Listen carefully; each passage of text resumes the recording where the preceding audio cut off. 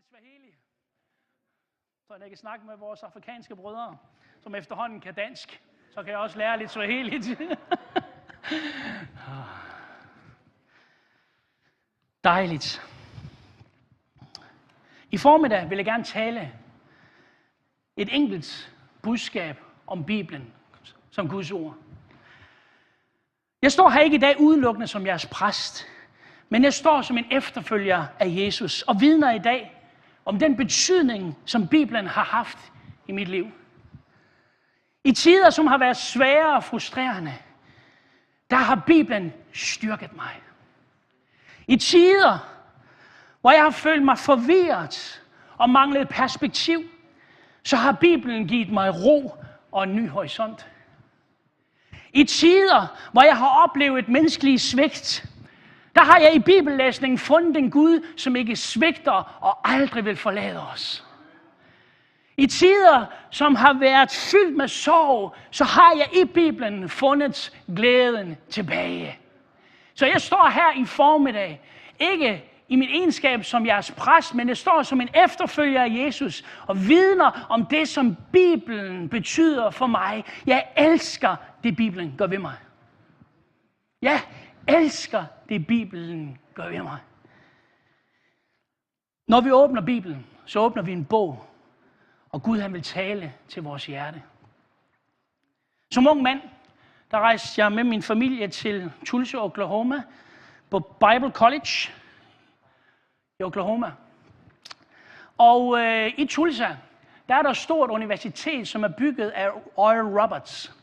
Han var kendt i den karismatiske fornyelse i 50'erne, og er måske en af de mest kendte religiøse ledere inden for den karismatiske vækkelse i USA i det 20. århundrede. Han gik på en græsmark og bad til sin Gud i himlen.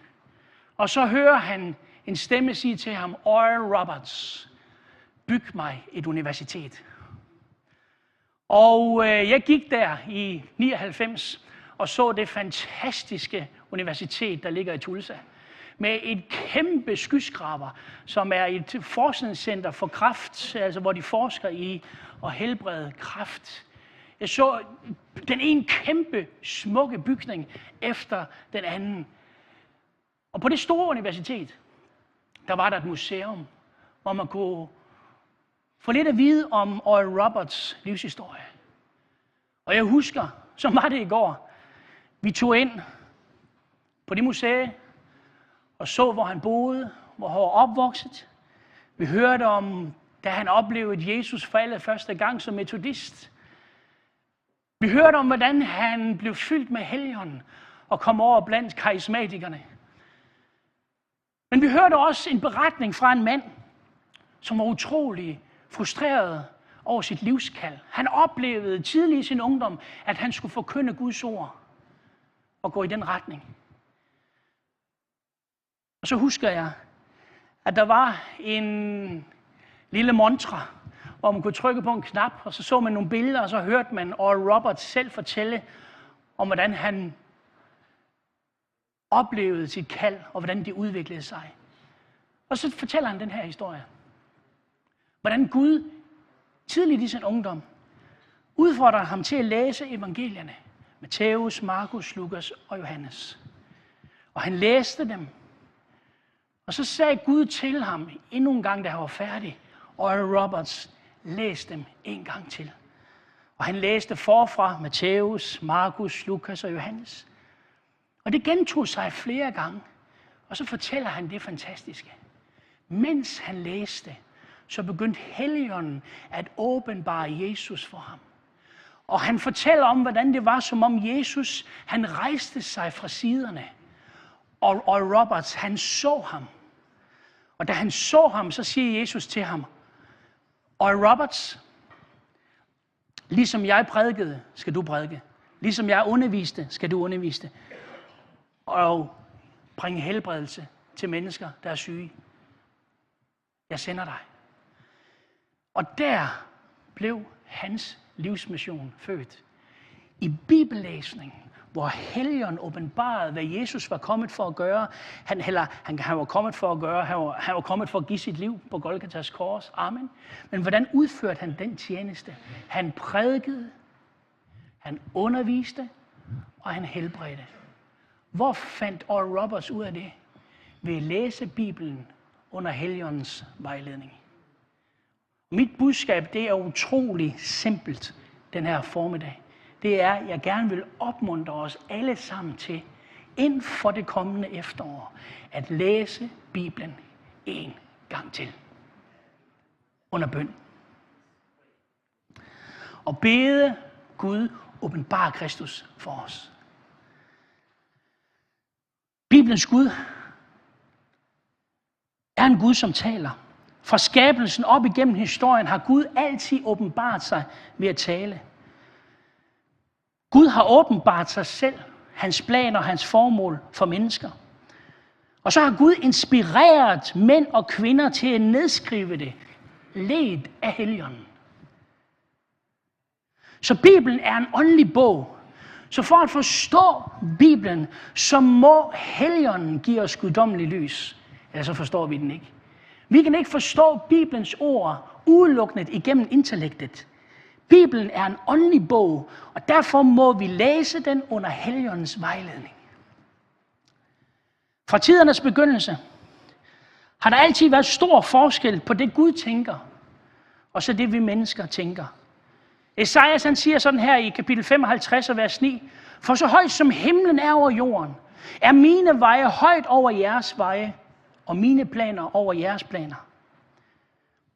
Selv i en syndfri verden, som Adam og Eva, de levede i, der var de afhængige af, at Gud åbenbarede sig for dem. Vi læser om i 1. Mosebog, at Gud skabte mennesket, Adam og Eva, og satte dem i den her vidunderlige have. Og så læser vi også om, hvordan Gud han starter, og han kommer til dem ved aftenstid. Vi læser om det i kapitel 3 i 1. Mosebog.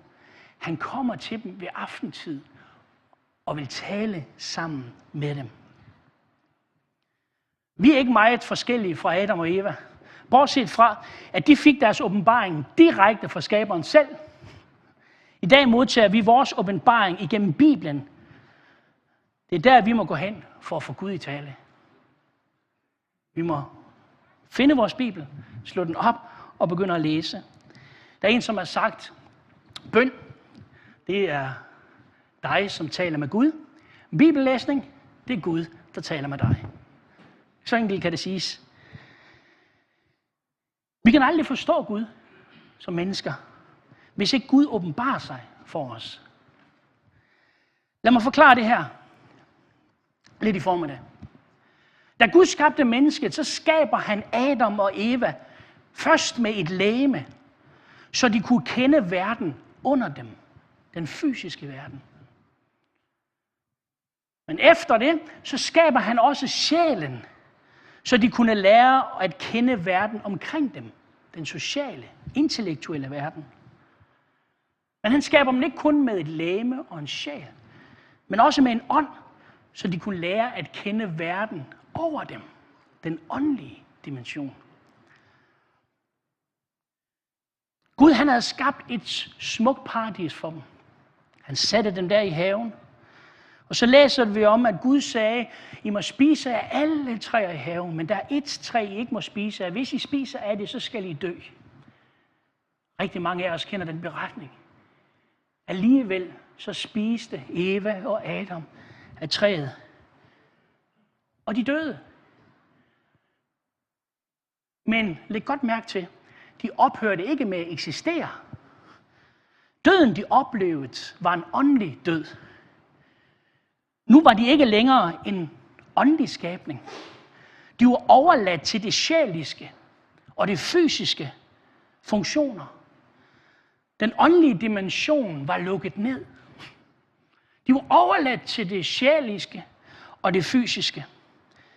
Og mennesket kan ikke lære Gud at kende igennem det sjæliske og det fysiske.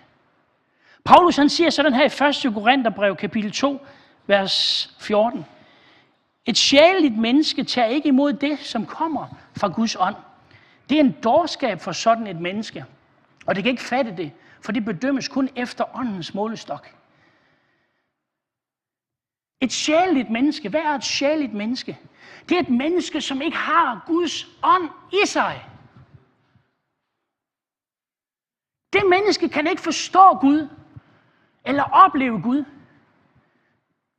Vi kan ikke opleve Gud ud fra det intellektuelle. Hvordan får man så Guds ånd i sit indre? Et hvert menneske, det er et naturligt menneske, indtil det modtager Helligånden i den nye fødsel. Og det var det, Jesus han siger til en skriftlærer Nikodemus. Vi læser om beretningen i Johannes kapitel 3. Vi skulle måske læse den. Johannes kapitel 3. Hvis jeg har bibler med, så må I gerne slå op sammen med mig der. Her læser vi fra vers 1. Der var et menneske, en af farisæerne ved navn Nikodemus, medlem af jødernes råd. Han kom til Jesus om natten og sagde til ham, Rabbi, vi ved, at du er lærer, der er kommet fra Gud, for ingen kan gøre de tegn, du gør, uden at Gud er med ham. Jesus svarer, sandelig, sandelig siger jeg dig, Nikodemus. Den, der ikke bliver født på ny, kan ikke se Guds rige. Den, som ikke bliver født på ny, kan ikke se Guds rige. Og Nikodemus han tænkte, jamen det her, det forstår jeg ikke. Hvordan kan et menneske fødes, når det er gammelt? Det kan da ikke for anden gang komme ind i sin moders liv og så fødes. Så siger Jesus til ham, sandelig siger jeg dig, den, der ikke bliver født af vand og ånd, kan ikke komme ind i Guds rige. Det, der er født af kød, det er kød. Det, der er født af ånd, det er ånd. Altså, Nikodemus, et menneske laver et menneskebarn. Det fysiske avler det fysiske. Men Gud, når han møder os og giver os sin ånd, så er det noget åndeligt. Vi må fødes på ny.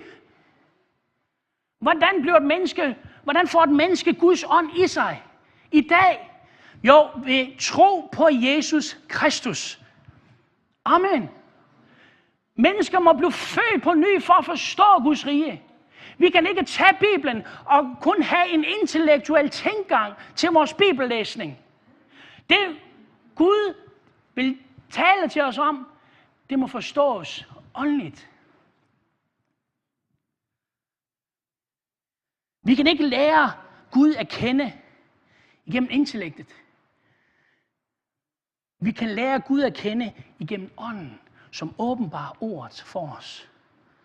Når Gud vil have os i tale, så taler han til os igennem ordet og igennem ånden. Det betyder ikke, at Gud han bypasser hjernen. Men det at lære Gud at kende, det må være noget åndeligt. Vores sind kan analysere, vores sind kan organisere og udtrykke det, som vi oplever i ånden. Men Guds rige, det er åndeligt.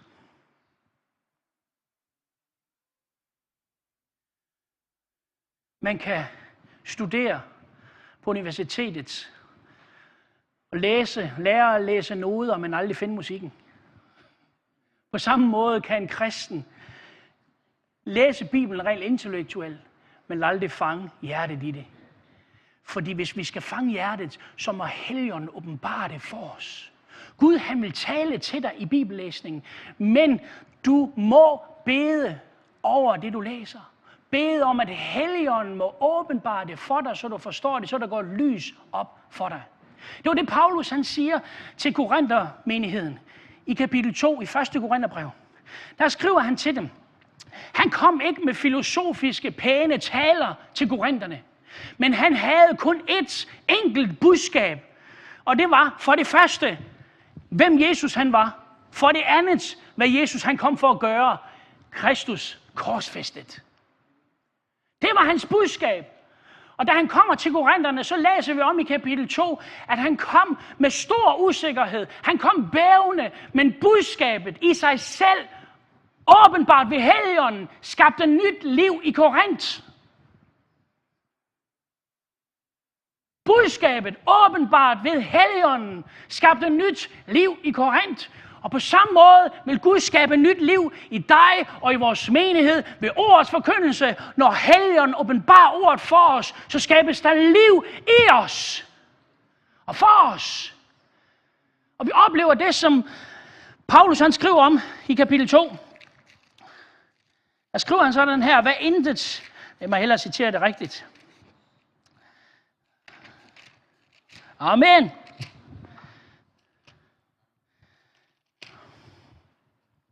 Hvad intet øje har set, hvad intet øre har hørt. Og hvad der ikke er opstået i et menneskes hjerte, det som Gud har beredt for dem, der elsker ham. Prøv så at lægge mærke til, hvad der står her. Næst i vers 10 i 1. Korinther kapitel 2. Det har Gud åbenbart for os ved ånden. Ved ånden. Til ånden renser alt, selv Guds dybder.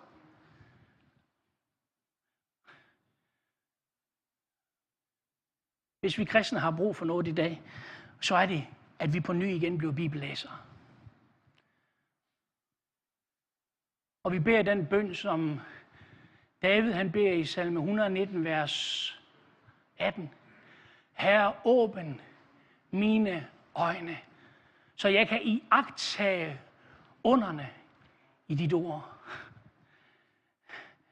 Det er det, jeg gerne vil opmuntre dig til i formiddag.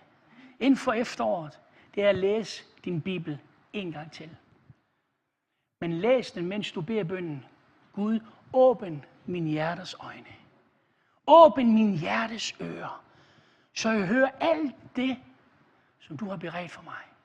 Det må åbenbares ved ånden for os. Et menneske kan gå på universitetet og lære teologi i 7 år, uden at fange hjertet i det. Fordi det kun forholder sig intellektuelt til Bibelens ord. Bibelens ord. Bibelen, det er en åndelig bog. Gud har åbenbart sig i Bibelen. Han har inspireret mænd og kvinder til at skrive det, der blev åbenbart. Men hvis vi skal forstå det i dag som kristne i 2014, så må vi bede Gud oplyse vores hjerter, så vi forstår det.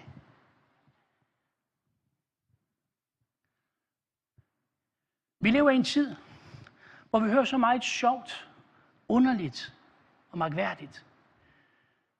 De sidste halve år, der har jeg hørt kristne sige og bruge skriftsteder til at forklare, jamen det er i orden. Det er i orden at leve i et homoseksuelt forhold, fordi Bibelen siger, og så nævner de skriftsteder. Jeg har hørt kristne sige, det er okay at forlade og lade sig skille fra sin ægtefælle, fordi Bibelen siger. Jeg har oplevet mennesker, som har bortforklaret deres syndige livsstil med skriftsteder. Og det efterlader bare mig i ting, jamen du gode venner. Men det giver privat logik for dem. Og de siger, jamen, de piller det ud. Og rent intellektuelt finder besvarelser for, hvorfor det er okay. Men ved du hvad? Vi kan studere noderne, men aldrig få fat i musikken. Det vi har behov for i dag som kirke og som enkeltpersoner, det er, når vi læser Bibelen, så åbenbar Helligånden Bibelens ord for os. Ingen anden kan prikke til menneskets samvittighed andet end Helligånden. Det kan godt give logik for de mennesker. Det kan godt være, at de render rundt med et skriftsted eller to og argumenterer for deres livsstil. Men Helligånden formår at penetrere den der mur der og nå hjertet. Og jeg på ingen måde fordømmer de mennesker. Men jeg bliver bare ladt tilbage i forundring over, wow, jamen skriften. Vi må tilbage til skriften. Vi må tilbage til Bibelen. Vi må tilbage og læse Bibelen på knæ. Vi må tilbage til at læse Bibelen med den bøn i hjertet, Gud åbenbar dit ord for mig. Det var det, Paulus han bad i Efeser-menigheden i kapitel 1 i Efeserbrevet. Det er den samme bøn, som er min bøn for det efterår, vi skal opleve som kirke sammen. Det er et efterår med masser af god undervisning, med stævnesøndag, med den ene gode underviser efter den anden. Vores undervisningstilbud ude i caféen hver eneste onsdag. Bibellæsning derhjemme. Familieandagter derhjemme. Men lad os huske en ting. Når vi læser Bibelen, så lad os bede Helligånden åbenbare den for vores hjerte. At han må oplyse vores hjerte. Det er det, Paulus beder om for de kristne. Når han siger sådan her i kapitel 1, i Efeserbrevet kapitel 15. Jeg beder om, og vor Herre Jesu Kristi Gud, herlighedens Fader, vil give jer visdom og åbenbaringsånd til at erkende ham. Med jeres hjerters øjne oplyst. Kan I høre? Med vores hjerters øjne oplyst. Det samme som kong David han bad i salme 119, vers 18. Her åbn dog mine øjne, så jeg kan iagttage underne i dit ord. Det samme beder Paulus, fordi Paulus ved, at vi ikke kan lære at kende Gud ud fra intellektet. Vi kan ikke tænke os frem til det. Det begrænsede kan ikke rumme det ubegrænsede. Er I med? Det naturlige kan ikke rumme det overnaturlige. Der må åbenbaring til. Åbenbaring, det er, når Gud lader et lys gå op for os, og vi kan sidde i vores bibellæsning derhjemme med en tekst, vi har læst flere gange. Jeg har oplevet det utallige gange i mit liv. Jeg har læst den samme tekst, men pludselig en formiddag, så springer ordene ud af siderne og taler til mig, som de aldrig har talt før. Hvad er det, der sker? Helligånden har åbenbaret ordet for mig. Gjort det levende for mig. Så Paulus han beder her for menigheden her, at Gud må give dem visdom og åbenbaringsånd til at kende ham. Med deres hjerters øjne oplyst, så de forstår, til hvilket håb han har kaldt jer, og hvor rig på herlighed hans arv til de hellige er, og hvor overvældende stor hans magt er hos os, der tror i kraft af hans mægtige styrke. Amen. Amen. Fantastisk. Vi har brug for visdom og åbenbaringsånd. Lad mig bare henlede jeres opmærksomhed til det. En sidste ting, inden vi deler nadveren her. Det er Emmausvandrerne. Der efter Jesu opstandelse, de havde ikke fanget det der med opstandelsen der. Så de var på vej fra Jerusalem til byen Emmaus. De var nedbøjet, triste mode, nedslået. Men så kommer Jesus forbi på deres vej og slår følge med dem. Og så for at gøre en lang historie kort, så står der om, hvordan Jesus han begynder ud fra Mosebøgerne og de gamle testamente, så begynder han at undervise dem om, hvem han var ifølge skrifterne. Så de havde en fantastisk bibelundervisning. I de 2 timer, det tager at gå fra Jerusalem til Emmaus, der fik de simpelthen verdens bedste bibelundervisning. Af mesteren selv. Men de fattede det ikke. De fattede det ikke. Før han sidder sammen og deler nadveren med dem, så siger de, så åbnedes deres øjne. Der åbnede deres øjne, og de så, at det var mesteren selv. Og så konkluderer de det her, brændte vores hjerter ikke i os? Da han underviste os, brændte vores hjerter ikke i os, men deres øjne måtte åbnes, før de så Kristus, hvem han var, og så blev de begejstrede, da de fik en ny horisont, og de skynder sig tilbage fra byen Emmaus til disciplene, og så fejrer Jesu opstandelse sammen med dem. Men de fik undervisning. Men deres øjne måtte åbnes, før de forstod, og de så ham. Amen. Det er det, jeg beder for menigheden den her efterårssæson. At Gud må åbne vores hjerters øjne, så vi ser Kristus og alt det, som han har gjort og givet os. Bwana Yesu asifiwe! Amen. Jeg må lære det på tamilsk også. Amen. Det betyder Herren være lovet. På afrikansk. Swahili. Amen. Alt, hvad Kristus har gjort for os og givet os, hvor øjnene må åbnes. Johannes, han siger sådan her, i kapitel 7. Og det må jeg lige læse. I må have det rigtigt.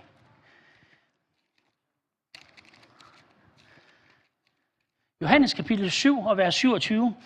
så skal jeg slå landingshjulen ud og gøre mig klar til at blive færdig her. Johannes kapitel 7 og vers 27. Det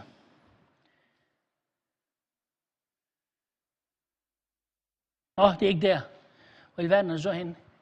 Men så gengiver jeg det. Det stod der i går. Jeg